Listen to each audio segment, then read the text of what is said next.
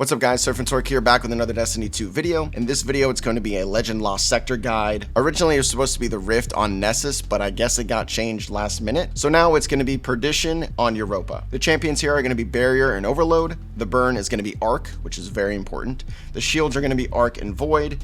Modifiers, you have Shocker. Recommended power level, of course, is going to be 1570, and if you run this solo, you can get exotic armor. Now, for what I chose to use the Titan class. You can use whatever class you want, but I highly recommend running Arc subclass because of the Arc burn. And in this Legend Lost sector, there are tons of Harpies, and every single one of them have Arc shields. So I would recommend running that. I'm using Thunder Crash to take out one of the champions as fast as I can, but I also will recommend running Storm Grenades. Those are going to help you out a ton in this Legend Lost sector. And because of the champions, I'm going to be using the Anti-Barrier Scout Rifle. You can also use the Overload Machine Gun mod as well, but for this one, we're not going to need it. In the kinetic slot, I ended up using Deliverance, which realistically, I didn't really use that much. You can either use that or maybe a Blinding Grenade Launcher. For your secondary, I ended up using the Eternal Blazon Arc Scout Rifle. I didn't really have an auto rifle that was good with Arc, so I went with Scout. That really doesn't make too much of a difference either, but make sure you have an Arc one on. And then last, this is where your money's going to be, running the exotic Machine Gun